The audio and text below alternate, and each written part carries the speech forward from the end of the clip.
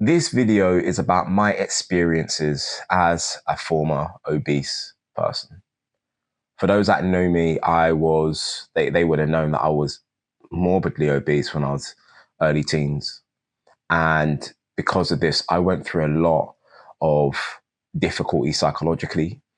And this video is actually to shed light on that, giving you an insight around what it is I had to go through in order to achieve my weight loss goal, which I was able to do.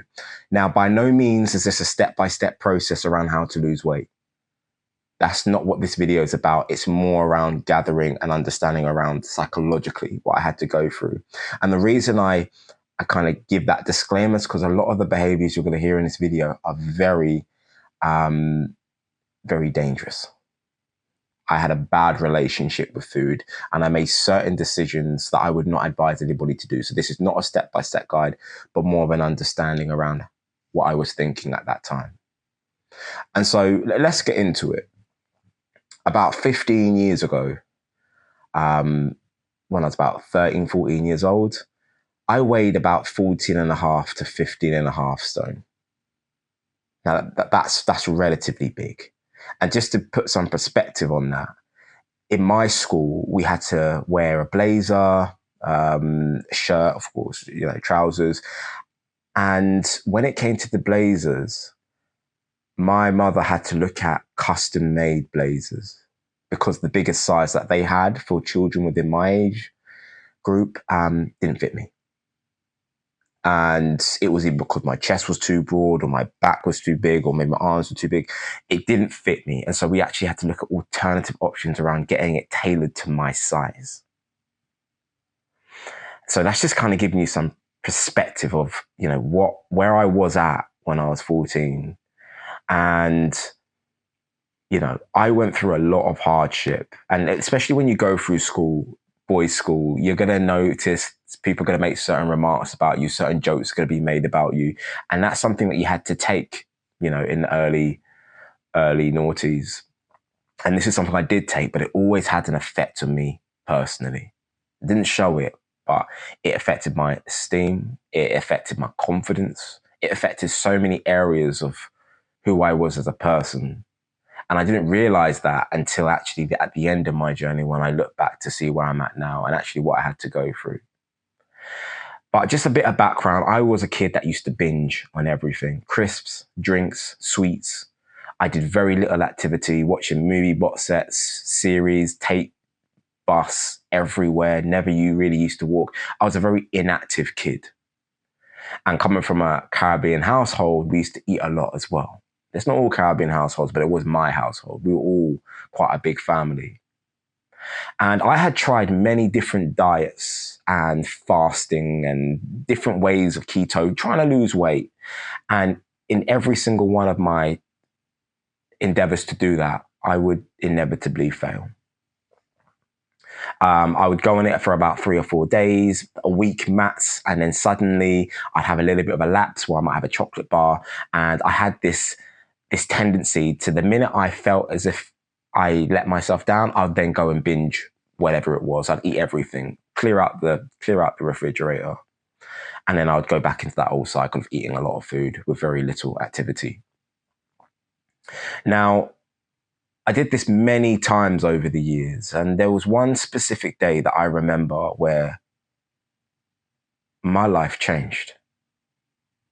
And I remember it so clearly. I was in my hometown and there was a new Scream 4 was the new movie that came out, and me and some friends decided to go. And I went to the theater, and I remember there was an actor in that film that I really fancied. I had a massive crush on Hayden something. I can't remember her full name.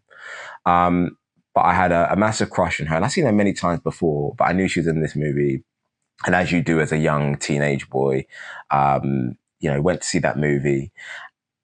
And about half an hour, 45 minutes in, she came on screen many times. And there was one time where she came on screen. And I don't know what happened. Still to this day, I have no idea what this is. But I completely zoned out. Everything around me became blurred. I really couldn't concentrate. I couldn't focus on anything. The only thing that happened is I started to look inwardly. I had a lot of self-deprecating thoughts at that time. You're fat, you're ugly, you're worthless. No one like that would ever want you. Things like that. In fact, it actually went way worse than that, but I'm kind of giving you the clean version. And I couldn't stop telling myself these thoughts. They were just going round and round in my head. And like I said, I couldn't focus on anything. And the movie finished and I'm still in my head. And me and the friends actually decided to get some food after. I said I needed to go home. And they were like, "You all right?" I said, "No, I need to go home." And so I actually had bus money in my pocket. And I lived in the town, which is about an hour away from my house. But I decided to walk. I decided to walk because I almost felt as if I wasn't worthy getting the bus. I think it was a bit of a punishment telling myself that I needed to walk home. You don't deserve getting transport. And on this journey home, these thoughts were still going around in my head and I couldn't get out of it. And I actually don't remember that journey home. I just remember being inside my head and just naturally, automatically just walking home. And I got to my house and I went straight upstairs to my bedroom and I laid in my bed for about an hour, staring at the ceiling. Thoughts, I just couldn't get rid of them. Every bad thing, every negative self description I could give about myself, I was just telling myself. And so after about an hour, I remember putting a pillow over my face, being like, I need to stop this. I can't stop it. And I went to the bathroom and I looked at my reflection and I started to say these thoughts out loud, looking at myself in the mirror. And it was really horrible thoughts. Really, really bad thoughts. But I needed to get it out of my head. So I felt as if I say it out loud, it almost is an opportunity for it to come out of my head. And that actually worked to an extent. And then towards the end of that sequence, I remember looking myself in the eye and saying, I'm going to lose this weight or I'm going to die trying. And I remember being so adamant that I was not going to allow myself to be like this forever. I was sick of feeling this way. I was sick of starting diets and failing them. I was sick of people judging me and making jokes against me and me feeling as my confidence is dwindling the more and more that they would say it. I was sick of people having conversations about food and me instantly getting anxious and fear that someone would say something.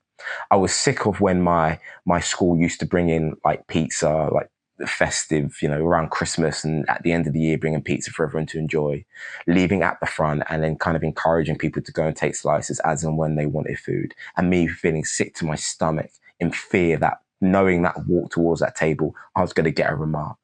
I was sick of an overweight person coming on TV and people saying that was me. I was done with it. I felt so low in myself. And so I told myself, I am losing this weight by any means necessary. And I remember that being the catalyst to change. That changed everything. And actually, I did something very unhealthy at that time. Remember, 14 years old, I started to restrict my eating. Whenever my mum used to cook for us or maybe have takeout, I used to maybe have a few bites and then throw the rest away when, my parents weren't looking. I used to have an apple for lunch, just not really take real lunch, leave it at home. I stopped using the bus and I would walk everywhere. And my mother, bless her, noticed this and she picked up on it quite quickly. She knew something was wrong. And she was like, "What's going on?" And I said, "Mum, I've got to lose weight."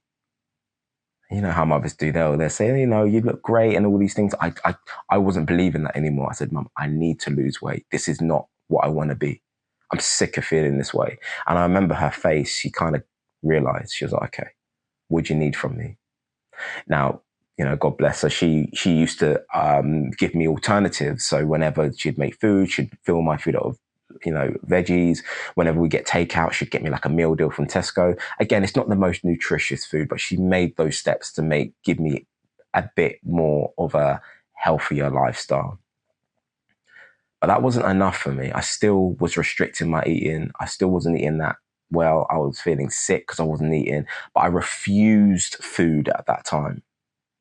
Because I remember telling myself, no matter what the pain is that I'm going through, nothing is bigger or more scary than the alternative of staying the same and still having these thoughts about myself. And so my mum picked up on this again and she said, what do you need? And I said, I need to join some sort of club. I need to do something. And she said, well, you like football, you like boxing and things like that. Let's join you up. Now, as an overweight kid at that time, I was so socially anxious. I was so scared about what other people thought of me. I put on a front to show I didn't care. But reality is it burned. It really, really affected me in ways that I can't describe. But I remember saying to myself and saying to my mum, sign me up to any classes. And the reason is despite me feeling so socially anxious and so fearful of people's judgment and what they thought of me, no matter what they said to me, what remarks they said, I could guarantee that I already told myself that 10 times over. More than that, hundreds of times I would have told myself that remark. I would have told myself things that people probably wouldn't say to me. So I was like, sign me up. And I ended up doing boxing twice a week, which was a box fit Tuesdays and Thursdays. And then I also signed up to a football club where, football training twice in the week. And then at the end of the week, on the weekend, you'd have a match day and you'd have a match. So I went from a kid that binge ate and watched TV shows and all these different, and did nothing ultimately, to now training 5 times a week, eating healthier, still restrictive eating, by the way. And plus that's in addition to needing to go to school and all these things and not using public transport to do it, because it played a function in my life of I needed to punish myself for getting to where I needed to be. I know, very unhealthy, but it's what I felt I needed to do at that time. Now, needless to say, I was in absolute agony. I was in pain all the time. My feet were twisted. My body was broken down. I felt achy all the time. I struggled to sleep some days because I was just in so much pain. But again, it all played a function. I needed that pain because every single time I wanted to eat that chocolate bar or have that crisp or just say, do you know what, Kane, you don't have to go through this. The pain and the things I said about myself still went through my mind. That's what I used to fuel those times where it was cold outside or it was raining, or I could give myself an excuse I didn't because the alternative was far worse. Now, this happened over a period of 4 or 5 months from when I started to after about this time, the weight dropped off me.